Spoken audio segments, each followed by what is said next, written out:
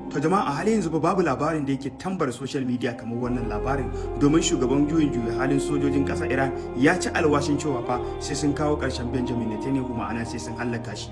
Gidajen jaridu sun ɗauka kawai sai wallafa wannan labarin ake yi. Ɗan takaicen ku labarin nan dai duka yana faruwa ne fa sanadiyar kashe Ayatollah Al-Khomeini da aka yi, supreme leader na ƙasar Iran. A nan gefen guda ku kamar yadda kuke gani labari ne mai zaman kansa, domin ɗazu Algeria ta wallafa cewar ba Ibrahim Zolfagari ba mai magana da yawun hedikwatar tsakiya na Katam Al-Anbiya na Iran ya zargi ƙasar Amurka da kuma Isra'ila da kirkirar makamin drone din nan, wato wanda suke ce masa Shahid mai lamba 136 na ƙasar Iran, inda suka zabunta shi zuwa ga Lucas kuma suke amfani da shi a ƙasashen Gulf, sannan kuma suke ɗora wa ƙasar Iran da hare-haren waɗannan ƙasashe na Gulf gabaki ɗaya a lokaci guda. Mai neman cikakken rahoton ya tafi Al Jazeera da suka saka. Labari na ƙarshe kuma kamar yadda rahotanni suke tabbatarwa fa Abbas Arakshi, foreign minister na kasar Iran, ya tabbatar da cewa fa an bude Strait of Hormuz a halin yanzu, sai dai banda kasashe guda biyu su da kawayensu.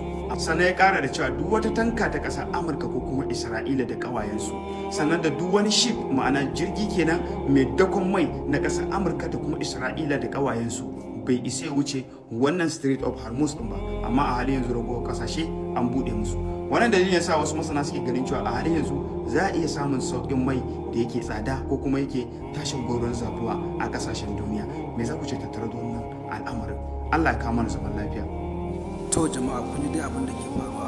Ubangiji Allah ya kawo mana ƙarshen yaƙe-yaƙen nan, alfarma albarkacin wannan wata mai albarka, watan Ramadan. Ya Allah, Allah ka zauna da ƙasashen mu lafiya. Allah ka raba mu da fitintunu. Ya Allah, Allah kawo mana ƙarshen wannan fitintunu lafiya. Ya Allah, ya Allah, ya Rabbi.